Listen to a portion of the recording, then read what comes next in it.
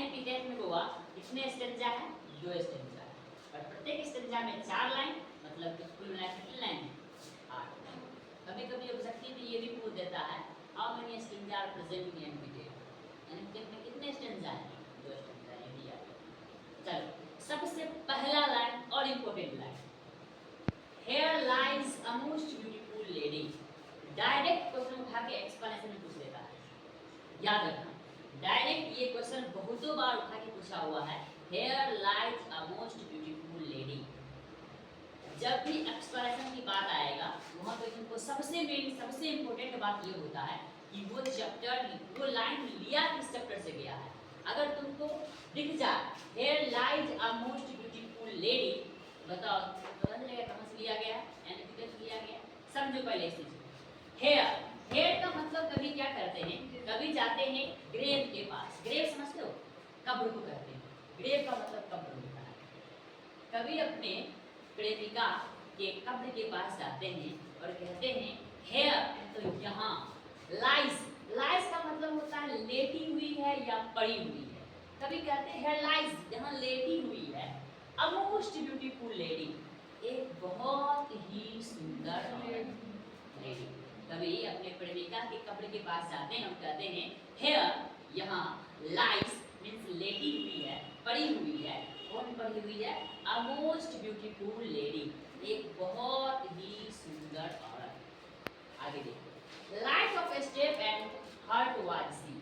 इसका मतलब होता है कि वो जो थी कौन, कभी की प्रेमिका, वो घूमने फिरने की शौकीन थी। किसकी शौकीन थी? वो घूमने फिरने की शौकीन। कभी कहते हैं कि जो मोस्ट ब्यूटीफुल लेडी है, इंग्लैंड की जो मोस्ट ब्यूटीफुल लेडी है, वह घूमने फिरने का कभी शौकीन हुआ करती थी और कभी वह इसी जगह के आसपास आकर क्या करती थी? घुमा करती थी, रहा करती थी। लेकिन आज इस जगह पे वो क्या है? पड़ी हुई है, कब्र में लेटी हुई है। आई थिंक, मैं सोचता हूँ, ऐसा कभी कहते हैं आई थिंक, मैं सोचता हूँ, she was the most beautiful lady, वह बहुत सुंदर, सबसे सुंदर औरत थी। That ever was in the waste country. Ever का मतलब होता है कभी, जो कभी पश्चिमी देशों में हुआ करती थी, वेस्ट कंट्री में हुआ करती थी। यहाँ से फिर क्वेश्चन पूछता है कि जो ब्यूटीफुल लेडी थी वह किस कंट्री की थी? बोले वेस्ट कंट्री की थी।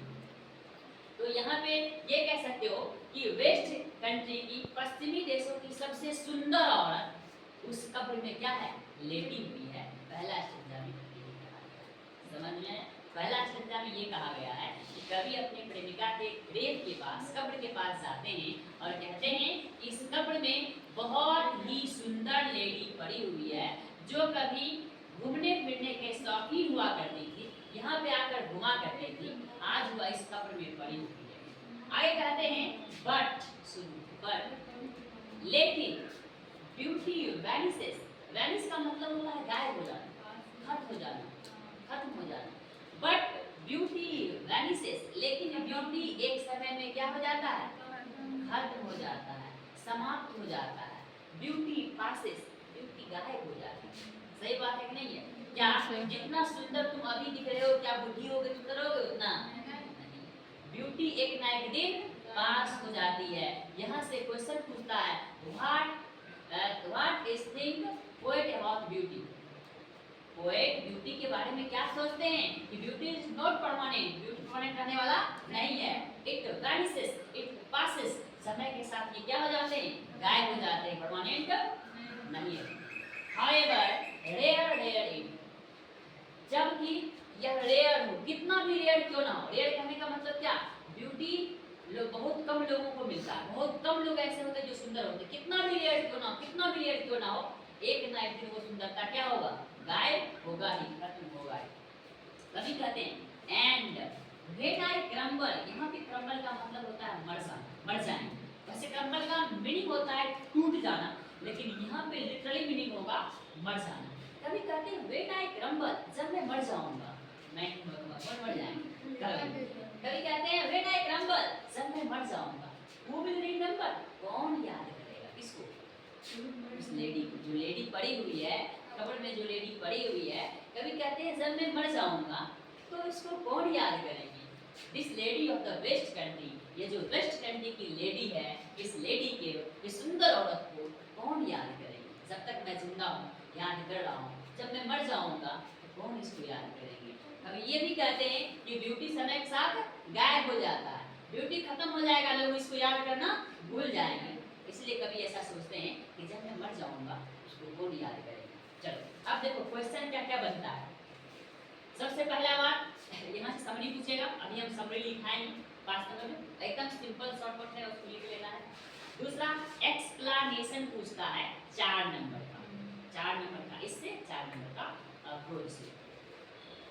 चलो सबसे पहला लाइन इंपॉर्टेंट है एक्सप्लेनेशन के लिए, here lies a most beautiful lady. जब ये लाइन दिखेगा तो समझ जाना कहाँ से लिया गया है, एनएपीटेप से लिया गया। तो लिखना है this line has been taken from an epitaph which is written by, इसने लिखा है Walter de la Mare. In this line the poet says that, कवि कहते हैं, कवि क्या कहते हैं, इस ग्रेव में एक ब्यूटीफुल लेडी पड़ी हुई है। कवि कहते हैं the poet says that the beautiful lady lies in the grave, ऐसे लिखना। उसके बाद सुनो, ये क्वेश्चन पूछता है ब्यूटी पासेस ब्यूटी वैनिसेस, जो ऑब्जेक्टिव में पूछता है what does the poet think about beauty. कभी कोई ब्यूटी के बारे में क्या सोचते हैं, कभी सुंदरता के बारे में क्या सोचते हैं, सुंदरता परमानेंट नहीं रहती है, सुंदरता एक न एक दिन गायब हो जाती है, एक न एक दिन खत्म हो जाती है, ये याद रखना। ये भी लाइन कभी कोई पूछ देता है when I crumble who will remember is taken from, objective में पूछ देगा when I crumble who will remember, जब मैं मर जाऊंगा उसको कौन याद करेगा। ये लाइन कहाँ से लिया गया, टेकन फ्रॉम कहाँ से लिया गया, एनएपीटेप से लिया गया। 8 लाइन है, इसको याद रखना। यहाँ ऑब्जेक्टिव भी बनता है, कोई भी लाइन उठा के दे देगा कि कहाँ से लिया गया ऑब्जेक्टिव। बस तुमको ये देखने को मिलेगा ना कि वो ब्यूटी वर्सेस ब्यूटी माइंड में रहेगा ना कि कहाँ से लिया गया। ऑप्शन रहेगा Walter, an epitaph, student like don't go, soldier. अगर ये लाइन दिखेगा तो मुझे लग जाएगा दिमाग में हाँ ब्यूटी की चर्चा हो रहा है, पास की चर्चा हो रहा है, कहाँ से लिया गया हो, कहानी याद रहेगा नहीं याद रहेगा, देखा नहीं।